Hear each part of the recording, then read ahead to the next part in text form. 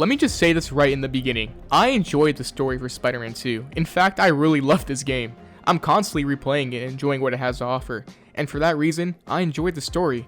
The story was good, but safe. It played it a little too safe for my taste.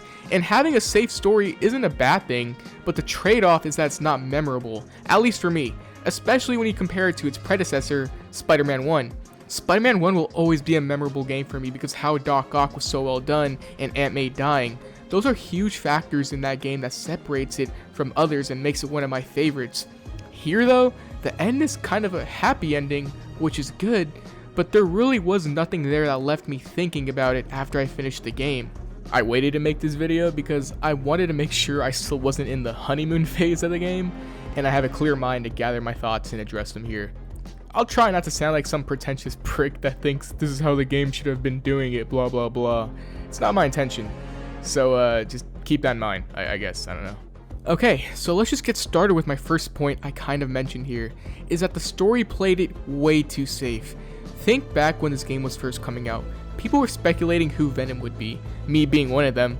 I thought it being Harry was too obvious and that they could subvert our expectations. I honestly thought Kraven would become Venom at one point. However, Harry did end up becoming Venom, which wasn't necessarily a bad thing at all, but it was just predictable. And that's my whole thing with the story, is that it was all kind of how you would expect it to play out. Kraven is the first half of the game's big villain. You have a story with him, and then the new villain takes over as a new big bad, in which you have a climax with. And the new big bad happens to be someone Peter is very close with.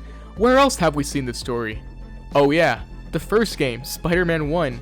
A lot of the plot points here in the game didn't really affect me that much because I've seen them do it in the first game. The story to me played very similarly to the first in that sense, and because of that, I felt it was predictable and at the same time just played it safer. I mean, don't get me wrong, the story had a lot of badass moments. Venom eating Kraven was a very awesome moment, but in the whole grand scheme of things, the story with Venom is resolved, and they make Miles the primary Spider-Man while Peter takes a break. Not retiring, he's just taking a break, you guys. Which is cool, but the impact of this game's ending is just not as strong as the first game. There's a few moments in the game where I feel the story could have gone a very interesting direction and made it so the story was a lot more memorable, particularly with Peter getting the symbiote.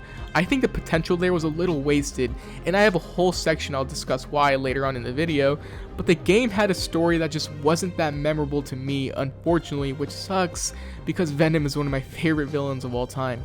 The only risks I really saw in this game was that some of Peter's villains died, like Scorpion, Vulture, Shocker, and Electro, but all of them except Scorpion die off in the background without Peter acknowledging it. There was no impact or stakes given to their deaths, which seemed very odd to me.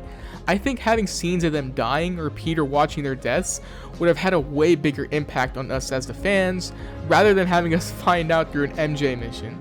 I guess we can just move on to the issues I particularly had with the story and where I think they messed up a little.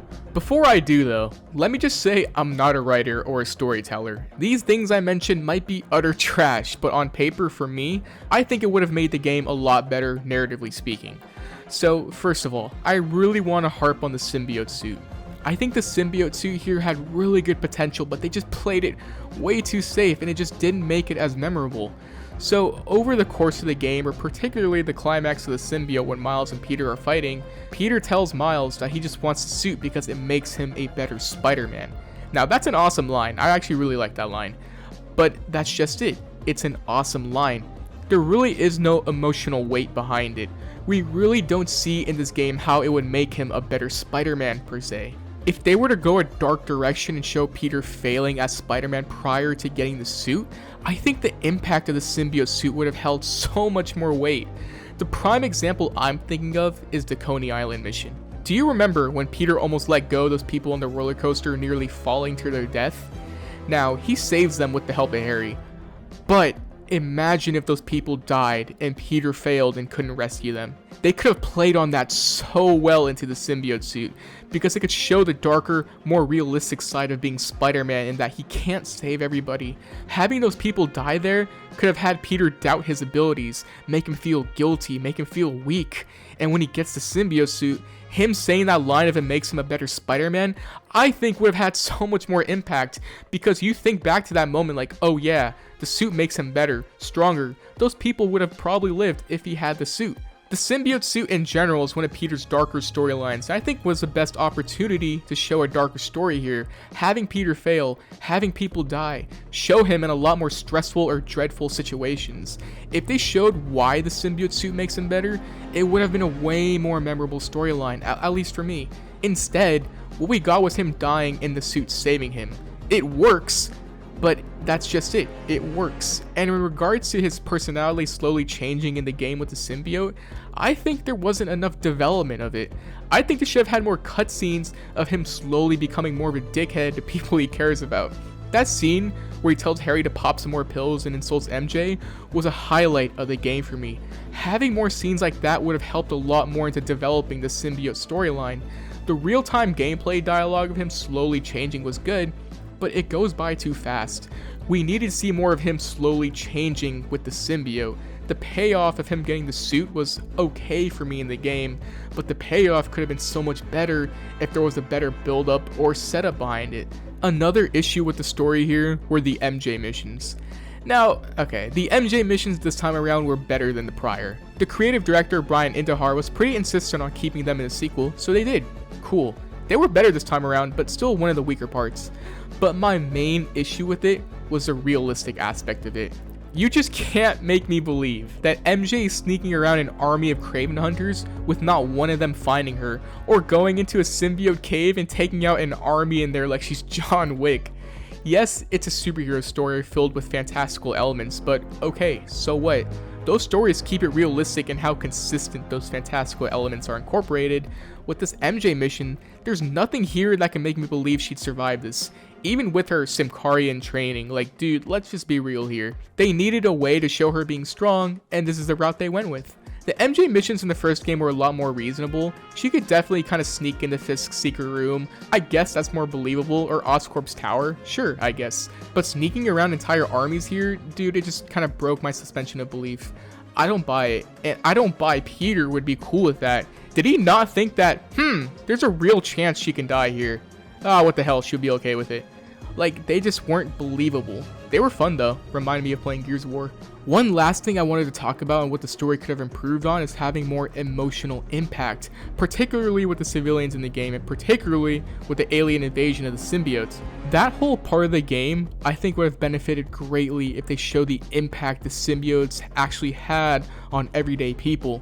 When you're fighting symbiote hives or saving people, they're just like, woo, I would have been toast if Spider-Man didn't save me from the symbiote. Like, what? I think people would have legit heart attacks from this kind of situation instead of saying stuff like that. I think showing the impact this army of symbiotes has on people and their families, showing how New York's people is being effective personally, would have made me so much more motivated and invested to stop the invasion. This is a little random, but there's a scene in the Resident Evil 2 video game where it shows a dad holding his daughter that's been bitten and going to turn into a zombie.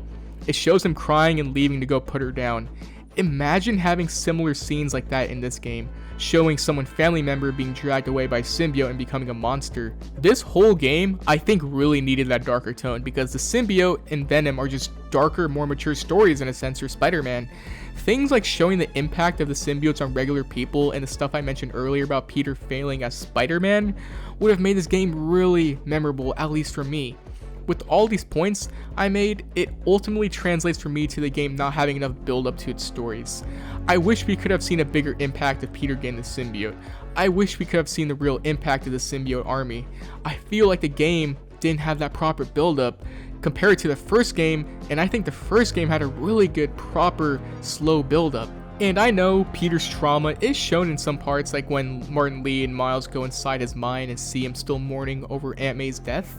But that's at the end, and it's not shown as a build-up before he gets the symbiote, you know what I mean? I think the game was just super safe to the point where it just didn't elevate it to its fullest potential. One thing that stuck out to me is this game's tagline, "Be greater together," since the game includes both Miles and Peter. but the game is primarily a Peter Parker focused story, and it's very clear on that. I felt like if Miles was just not in the game, it wouldn't have too much of an impact on the story, if not at all, which sucks because Miles is one of my favorite characters. I do think he was great in the game, don't get me wrong. I loved his missions because his side of the game is really about showing the friendly neighborhood aspect of the character and shows him helping out New York as Spider-Man. It was really cool. But ultimately, it's just something I noticed where his role in the main story really just kept being, Peter hasn't called me in a while, or they'll call me when they need me, and that's really it. It felt like they just had to find a way to put him in the main story. Miles is a great character, and I'm glad he's here, but that's an issue I had with him in the main story. It's something I noticed. He really didn't have that much of an impact overall. Like, if they just took him out of the game, I really think it would have played out the same. Maybe minor differences here and there, but ultimately the same, you know what I mean? And also, I'm not going to go in depth with this point, but Peter felt nerfed to me. Weaker than he should be. I made a whole video on this in case you didn't see it, so my thoughts are there in case you want to go check it out. But yes, Peter felt nerfed in this game, and the story elements should have had minor changes to change that aspect, and it would have fixed the issue. But to wrap it all up, yes, the story for what it is felt way too safe. It's just safe. That's the best word I can come up with. Taking risks doesn't mean someone has to necessarily die at the end of the game or something, but maybe having emotional moments like what I mentioned, showing a bit more stakes in regard to why Peter feels the need to be stronger with the symbiote suit, or the alien invasion having impact on civilians, or having more realistic MJ missions, would have made the game more memorable to me. Those are just some of the issues I had that first came to mind. I'm sure other people had different issues. The story for what we get though is good, but it was just screaming that it could do better. It didn't reach its full potential. I think the story wasn't terrible by any means. I know a terrible story when I see one, but this game just didn't go to its fullest potential, like I said. I know it sounds like I'm bashing on this game, but the only reason I'm really blatant with my criticisms is because of my passion for these kinds of games. I love superheroes and love Spider-Man. What Insomniac gave us here is nothing short of amazing. Truly, I love this game and the universe they're building, dude. And that's why I'm harping on these issues. I want to see it improve and flourish, which is why I'm voicing my opinions. But what do you think though? Let me know if I'm completely wrong on this or if I'm just crazy. I'm not a writer or a storyteller by any means, like I said, so maybe what I said is why I'm not those things, but let me know. And as always, please support the video if you want. I'd really appreciate it, and I'll see you on the next video. Stay safe, and peace.